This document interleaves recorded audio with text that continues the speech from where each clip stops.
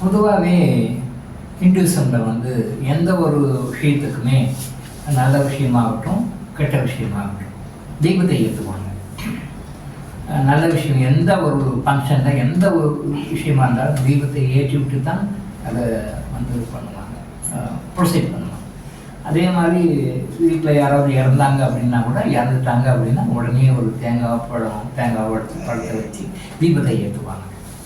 நல்லதுலேயும் சரி கெட்டதுலேயும் சரி தீபத்தை ஏற்றுவாங்க. இப்போ நான் பேசுகிறேன், நான் பேசினாலும் எனக்கு என்ன தீபம் இருக்கு. தீபம் இல்லாமல் நாம் பேசுறது. எப்போ பேசினாலும் தீபத்தை வச்சுக்கொண்டு தீபத்தினுடைய சாட்சியாக தீபத்தை வைத்துக்கொண்டு பேசுகிறோம். இதுக்கு காரணம் இருக்கு. ஏன் நாம் தீபத்தை வழிபடணும், ஏன் தீபத்தை நாம் ஏற்றணும், ஏன் தீபத்தை வந்து நம்ம கொண்டாடணும்ன்றது நிறைய காரணங்கள் இருக்குது. அதை பற்றி பின்னாடி பேசுவோம்.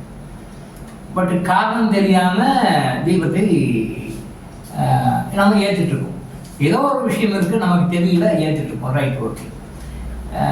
கவர்மெண்ட் ஃபங்க்ஷன்ஸில் கூட, அரசாங்கம் நடத்துகின்ற விழாக்களில் கூட நிறைய குத்து விளக்கு ஏற்றி அதை தான் அந்த அந்த மாநாடு தொடங்குறது, அந்த கான்ஃபரன்ஸ் ஆரம்பித்து பண்ணுறது, இதெல்லாம் நடக்குது.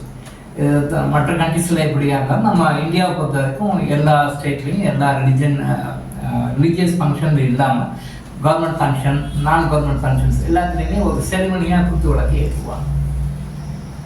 என்ன அப்படின்னா, நாம் டிவைனுடைய ஒரு ஸ்பார்க், டிவைன் கடவுள் அப்படின்ற ஒரு ஒளிமயமானவர், லைட்.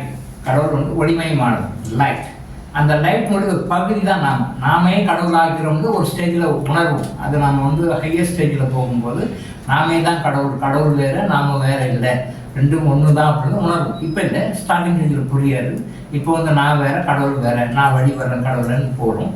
தப்பு இல்லை. இந்த லெவலிருந்து அடுத்த லெவலுக்கு வரும். அப்போது இறைவன் ஒளிவடிவானவன், அவன் உருவங்கள் அற்றவன். இறைவன் ஒளிவடிவானவன். அந்த ஒளியினுடைய ஸ்பார்க், அது பெரிய கிரேட் லைட். அது அந்த லைட்டினுடைய மெகா லைட்டினுடைய ஒரு ஸ்பார்க் நாம். அப்போ நாமும் ஒளி தான். நம்ம குறைந்த ஃப்ரீக்வன்சி உள்ள ஒளி, கடவுள் அதிக ஃப்ரீக்வன்சி உள்ள ஒளி. குறைந்த ஃப்ரீக்வன்சி உள்ள ஒளி தான் நம்ம மனிதன்.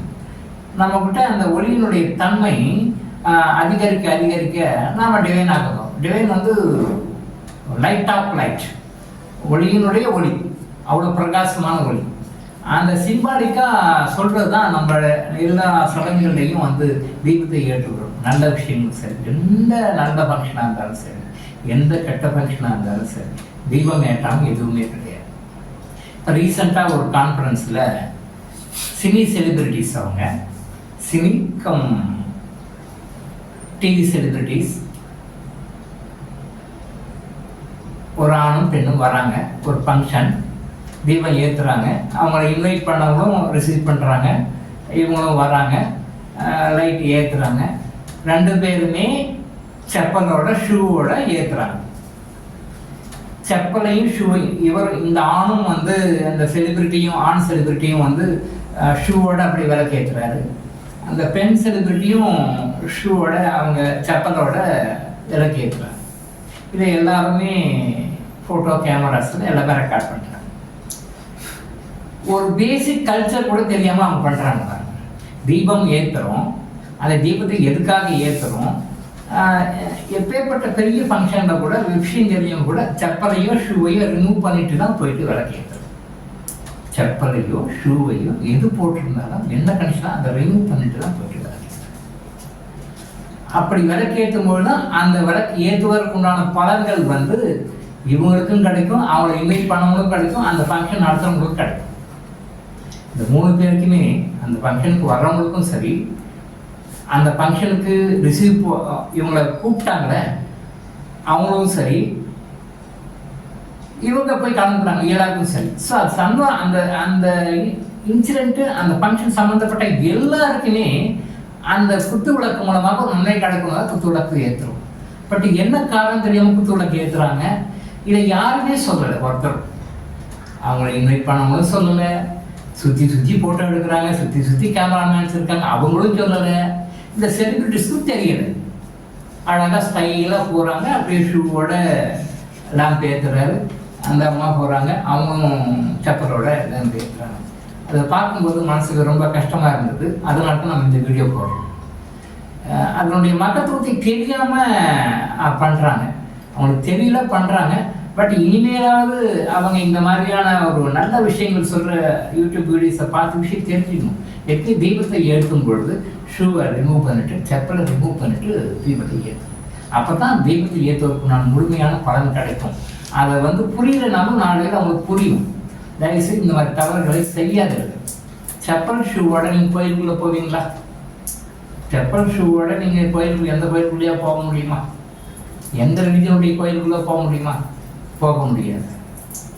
அப்போது இவங்க நடக்கிற ஃபங்க்ஷன் சென்னையில் நடக்குது. Tropical area, tropical country.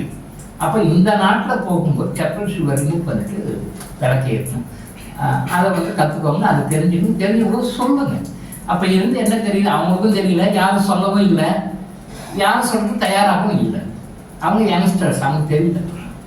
இப்போ இதுவே வந்து -டிகிரியில் இருக்கிற ஃபாரின் கண்ட்ரீஸில் இருந்த கோயிலில் ஷூ செப்பலோட தான் போய் கும்பிடுறாங்க. உள்ளே வந்து அவர் வந்து ஷூ செப்பலோட தான் போயிட்டு அபிஷேகம் ஆராதனை பண்ணுறாரு. அங்கே வேறு வழி இல்லை. ஏன்னா தெய்வத்தை கும்பிடணும். ஆனால் அதே நேரத்தில் -டிகிரியில் இருக்காங்க, -டிகிரியில் இருக்காங்க. அங்கே வந்து சாதாரணமாக இருந்தால் அவங்க விரைச்சிடுவாங்க, விரைச்சி இறந்தே போயிடுவாங்க. ஸோ இப்போ அதனால் அந்த மாதிரியான -டிகிரியில் இருக்கிற வெஸ்டர்ன் கண்ட்ரீஸில் யூஎஸில் இருக்கிற கோயில்களில் போயிட்டு உள்ள அர்ச்சகர் வந்து ஷூ செப்பலோடு போகிறதும், உள்ள பக்தர்கள் ஷூ செப்பலோடு போகிறதும் அங்கே ஏற்றுக்கொள்ளக்கூடியதாக இருக்கிறது. ஏன்னா அங்கே அந்த -டிகிரிக்கு அப்படி தான் இருந்தாகும், வேறு வழி இல்லை. அங்கே நம்ம தப்பு சொல்ல முடியாது. ஆனால் அதே நேரத்தில் இந்த சென்னையில் போயிட்டு நாங்கள் வந்து ஷூ செப்பலோட போயிட்டு தீபம் ஏற்றுறது வந்து ரொம்ப தவறான ஒரு முன்னுதாரணம். அது வந்து இதை பற்றி தெரியாத மற்ற மதத்தினர் பண்ணாங்கன்னா கூட பரவாயில்ல. இந்துக்கள் வந்து இந்த மாதிரி செய்கிறது ரொம்ப தப்பு. எல்லாருமே வந்து அந்த தீபத்துக்கு மரியாதை கொடுக்கணும். ஏன்னா நாம தான் ஒளி. அந்த ஒளியை வந்து மறைமுகமாக ரெப்ரசன்ட் பண்ணுறாங்க. அந்த மதங்களில் தெளிவாக இப்போ நான் சொல்கிற அளவுக்கு விளக்கமாக யாரும் சொல்லலை, அவ்வளோதான் விஷயம். நான் கொஞ்சம் விளக்கமாக தெளிவாக கொஞ்சம் கீழே இறங்கி சாதாரண மக்கள் புரிகிற மாதிரி சொல்கிறேன். ஒளிக்கு ரெஸ்பெக்ட் கொடுங்க, அந்த தீபத்துக்கு ரெஸ்பெக்ட் கொடுங்க. ஒளிக்கு ரெஸ்பெக்ட் கொடுத்து ஒளிக்கு தீபம் கொடுக்கும்பொழுது நாமளும் ஒளியாக மாறி ஒளியாக வாழ்ந்து ஒளியாக முக்தி அடைவோம். ஸோ ஒளிக்கு இம்பார்ட்டன்ஸ் கொடுங்க. அப்போது அவங்க தெரியாமல் பண்ணுறாங்க அப்படின்னா அப்போ யாரும் சொல்கிறதுக்கு யாரும் ஆள் இல்லைன்னு அர்த்தம். இதை நம்மள மாதிரி இருக்கிறதுனால 4 பேர் சொல்கிறோம். இதையாவது தெரிஞ்சு புரிஞ்சுக்கோங்க. தீபத்துக்கு மரியாதை கொடுங்க, தீபத்தை வணங்குங்க. எந்த அளவுக்கு தீபத்தை நீங்கள் மதிக்கிறீர்களோ அந்த அளவுக்கு தீபம் உங்களுக்கு நல்ல வழிகாட்டி. தீபம் வழிகாட்டும். இருட்டிலே இருக்கிறவர்களுக்கு வழிகாட்டக்கூடியது தீபம். வாழ்க்கையிலே கஷ்டப்பட்டு கொண்டு எப்படி வெளியே வர்றதுன்னு தெரியாமல் கஷ்டப்படுவது வழிகாட்டக்கூடிய தீபம். அந்த தீபத்தை மதிங்க, தீபத்துக்கு ரெஸ்பெக்ட் கொடுங்க. தீபம் உங்களை காப்பாற்றும். டாக்டர் இளங்கோ ஆயுஷ் ஹாஸ்பிட்டல் வழங்கும் விழிப்புணர்வு.